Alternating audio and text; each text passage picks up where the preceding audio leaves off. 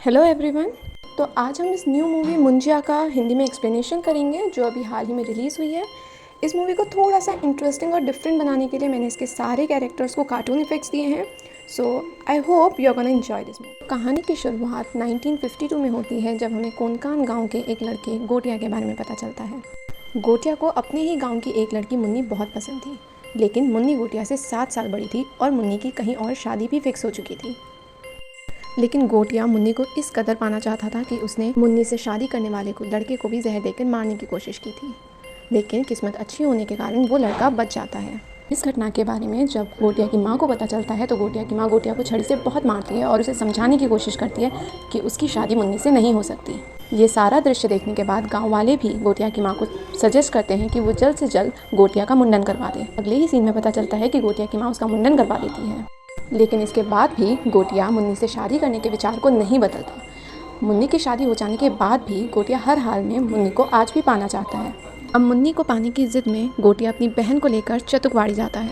चतुकवाड़ी इस गांव के पास ही एक ऐसी जगह थी जहां जाने पे सभी लोग डरते थे, लेकिन गोटिया वहां अपनी बहन को मनाकर लेकर जाता है ताकि वो वहां पर एक काला जादू कर सके, जिससे वो मुन्नी को हमेशा हमेशा के लिए हासिल कर पाएगा। आगे हमें पता चलता है कि गोटिया को ये काला जादू संपन्न करने के लिए एक इंसान की बलि भी देनी होगी, जिसके लिए वो अपनी खुद की बहन को चुनता है। जब गोटिया की बहन को इन सब के बारे में पता चलता है तो वो खुद को बचाने के लिए धक्का मुक्की करती है, जिस धक्का मुक्की में गोटिया का सर पेड़ में लग जाता है और उसकी वहीं पर मौत हो जाती है। गोटिया की बहन फटाफट जाकर अपनी माँ और गाँव के लोगों को उस पेड़ के पास लेकर आती है। जब वो सब लोग गोटिया को मृतक हालत में देखते हैं तो पंडित जी बताते हैं कि गोटिया के मुंडन को अभी 10 दिन भी नहीं हुए हैं और अगर किसी बालक के मुंडन के 10 दिन के भीतर ही उसकी मृत्यु हो जाती है तो वो एक ब्रह्म राक्षस बन जाता है।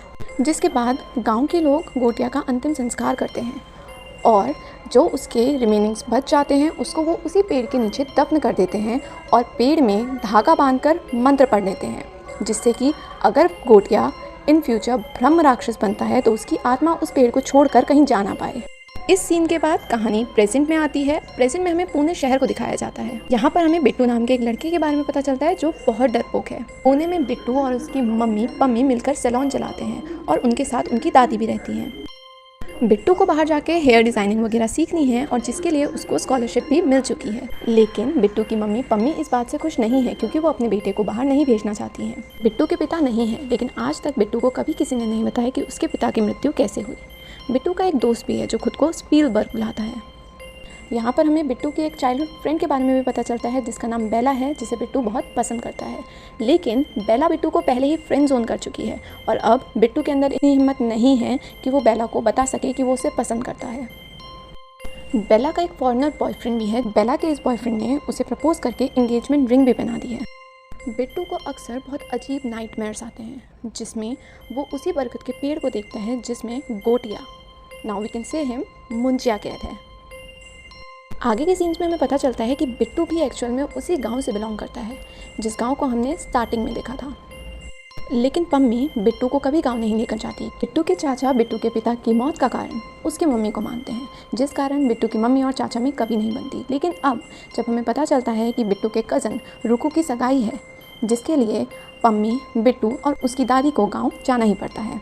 गांव पहुंचते ही बिट्टू के चाचा, जिनका नाम बालू है, उनमें और पम्मी में तनाव बढ़ जाता है। बात तब आगे बढ़ती है जब बालू बिट्टू की दादी को चितुकवाड़ी बेचने के लिए साइन करने को बोलते हैं पेपर्स पर, लेकिन बिट्टू की दादी मना कर देती है ये बोलते हुए कि वो जगह श्रापित है और हम उसे नहीं बेच सकते हैं।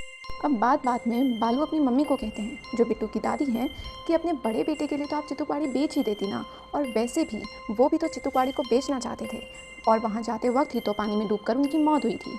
अपने पिता के बारे में ये सारी बातें बिट्टू सुन रहा था। बातों ही बातों में बालू बिट्टू को बताता है कि उसका पापा वहाँ पर चितुकवाड़ी में पेड़ जलाने गया था जहाँ पर वो डूबकर मारा गया था। ये सारी कहानी सुनकर बिट्टू बहुत हर्ट होता है और वो फटाफट वहाँ से भागकर चितुकवाड़ी उस पेड़ को देखने पहुँच जाता है। अब हम देख पाते हैं कि गोटिया, जो अब मंजू बन गया है, वो वहीं पेड़ में बैठ के बिट्टू को देखकर बहुत खुश हो रहा है। बाकी सब लोग बिट्टू को ढूंढ रहे थे लेकिन बिट्टू नहीं मिल रहा था। इतने में दादी एक छड़ी निकालती है और वो चितुकवाड़ी में उसी पेड़ के सामने पहुँच जाती हैं। यहाँ हमको पता चलता है कि दादी जी असल में गोटिया की ही छोटी बहन है, जिसको गोटिया काला जादू करने के लिए मारना चाहता था।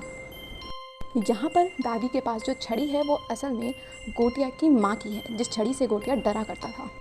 दादी यहाँ पर मुंजिया को, या यूँ कहो गोटिया को डराने आई थी ताकि वो बिट्टू को छोड़ दे, जिसको उसने पेड़ की जड़ों से बांध रखा था। दादी यहाँ पे छड़ी से पेड़ को मार कर बिट्टू को छुड़ा लेती है, लेकिन बिट्टू के भागने से पहले ही मुंजिया बिट्टू के पीठ में अपना पंजों के निशान छोड़ देता है। दादी और बिट्टू अब चिटुकवानी से बाहर आ रहे थे ये सोच कर कि अब वो बच गए हैं, लेकिन यहाँ पर मुंजिया आज़ाद हो गया था और वो दादी की गर्दन मोड़कर उन्हें वहीं पे मार देता है।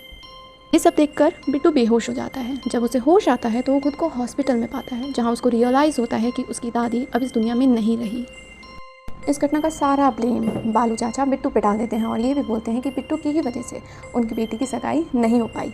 इतना सब सुनने के बाद पम्मी अपने बेटे को वहाँ ना रखकर अपने साथ तुरंत पुणे ले आती है। अब बिट्टू नोटिस करता है कि बस में मुंजिया ठीक उसके पीछे वाली सीट पे बैठा है और मुंजिया को सिर्फ ब्लड रिलेटिव्स ही देख सकते हैं, इसीलिए मुंजिया को अब यहाँ पर सिर्फ और सिर्फ बिट्टू देख सकता था। मुंजिया बिट्टू को बहुत परेशान करता है, उसको आज भी मुन्नी चाहिए थी। मुंजिया बिट्टू को मुन्नी को ढूंढने के लिए कहता है। मुंजिया हमेशा सिर्फ रात को आता था और सुबह होते ही वो गायब हो जाता था।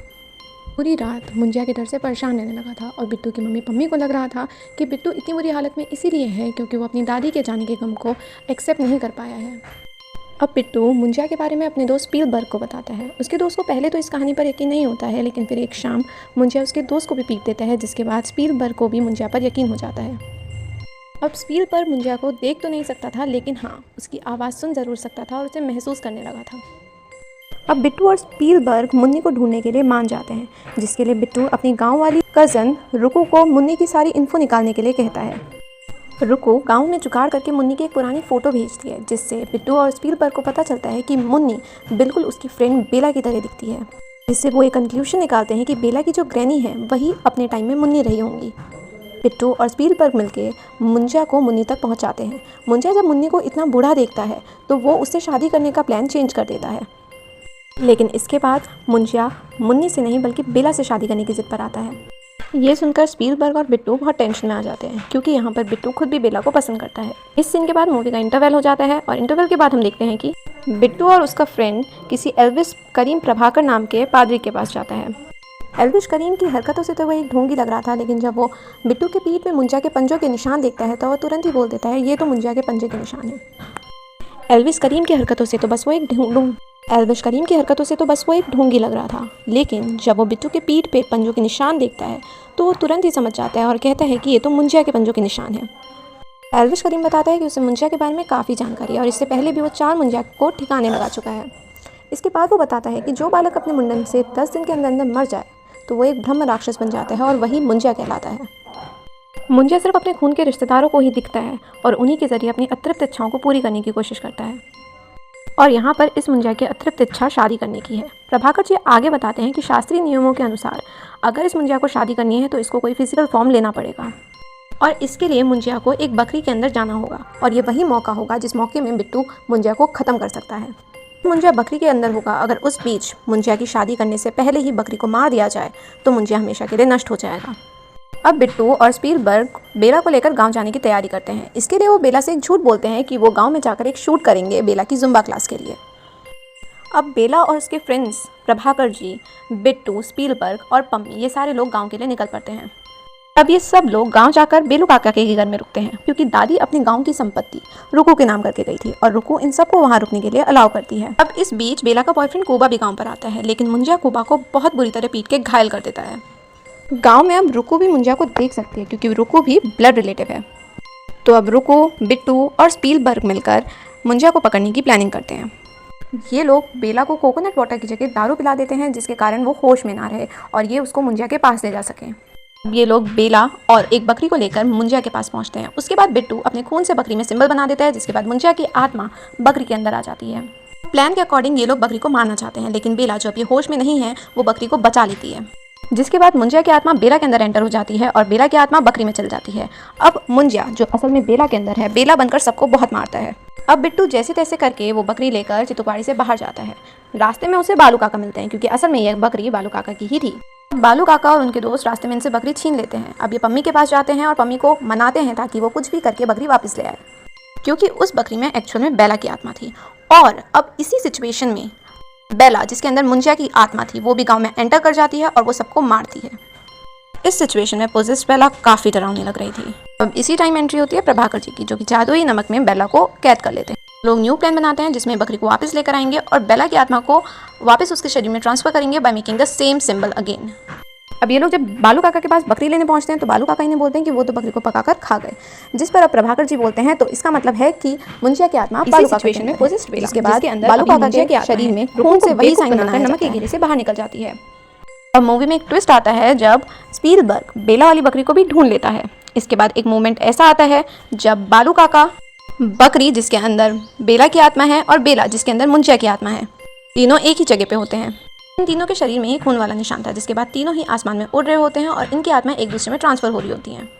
इस ट्रांसफर के दौरान बेला के अंदर उसकी आत्मा आ जाती है और वो ठीक हो जाती है, लेकिन बालू काका के अंदर मुंशिया की आत्मा चली जाती है। अब जब बालू काका जिनके अंदर मुंशिया की आत्मा है वो सबको मार रहे होते हैं तो बिट्टू ये देखकर अपनी पूरी होप खो चुका होता है, लेकिन उस मोमेंट पर बिट्टू की दादी की आत्मा आकर उसको मोटिवेट करती है और बिट्टू छड़ी उठाता है। ये वही छड़ी है जिससे गोटिया की माँ उसको मारती थी और गोटिया को बहुत डर लगता है। बिट्टू ये छड़ी उठाकर फटाफट चिटुकवाड़ी पहुँचता है। चिटुकवाड़ी में मुंशिया की आत्मा बेला को मारने ही वाली होती है जब बिट्टू वहाँ पहुँचता है। बालू को स्टिक से मारता है और इनके बीच में बहुत ज़्यादा हाथापाई होती है और बिट्टू चालाकी से बालू के शरीर में ऐसा ही सिंबल क्रिएट करता है जिससे उसकी आत्मा फिर से ट्रांसफर हो पाए। उसके बाद वो अपने खून से पेड़ पे भी सेम सिंबल बना देता है जिससे मुंशिया की आत्मा वापस पेड़ में खिंच जाती है। बालू काका अब ठीक हो गए थे और वो फटाफट वहाँ से भाग जाते हैं। पेड़ में जाने के बाद भी मुंशिया अपनी जड़ों से बेला और बिट्टू को दबोच लेता है, जिसके बाद बेला बड़ी चालाकी से पेड़ के ऊपर जलने वाला लिक्विड फेंक देती है। बाद वो पेड़ काफ़ी हद तक जल जाता है, जिसके बाद सभी खुशी मनाने लगते हैं क्योंकि उनको लगता है कि उन्होंने मुंशिया से अब छुटकारा पा लिया है। अब ये लोग सब अपने अपने घर चल जाते हैं। यहाँ से सीन कुछ वीक्स बाद का आता है जब बिट्टू, बेला ये सब लोग वापस पुणे आ चुके होते हैं। बिट्टू फाइनली हिम्मत करके बेला को प्रपोज कर देता है, लेकिन बेला वो तो कंट्री छोड़कर फॉरेन जा रही थी अपनी एडवांस जुम्बा सीखने के लिए। यहाँ पर बिट्टू एक बार फिर से फ्रेंड जोन हो जाता है। इस मूवी के आगे के सीन में हमें दिखाते हैं कि इस मूवी के सारे कैरेक्टर्स अपनी नॉर्मल लाइफ में वापस से इन्वॉल्व हो चुके हैं, वो खुश हैं, एंजॉय कर रहे हैं और बालू काका मेंटली थोड़े से वीक हो गए हैं, वो खुद को पेड़ बोल के पानी डलवा रहे हैं। आगे के सीन में हमें दिखाते हैं कि कुछ लोग उसी बरगद के पेड़ को काटने के लिए आए हैं जिसमें मुंशिया था। अब यहाँ से हम ये अनुमान लगा सकते हैं कि हो सकता है मुंशिया मरा ना हो और उसी पेड़ में आज भी कैद। उसके बाद उधर पुणे में बिट्टू को सेम पेड़ का विजन आता है, जिसके बाद बिट्टू फटाफट अपनी दादी की वही छड़ी वापस से निकाल लेता है। एंडिंग में हमें एक बार फिर से मुंशिया की शक्ल दिखाई जाती है, जिससे ये तो साफ होता है कि मुंशिया मरा नहीं है और वो अभी भी एक नए होस्ट की तलाश में है। यहीं पे इस मूवी का एक्सप्लेनेशन ख़त्म होता है। आई होप आपको ये एक्सप्लेनेशन पसंद आया हो। If yes then please like, share and subscribe my channel. Thank you, thanks for watching.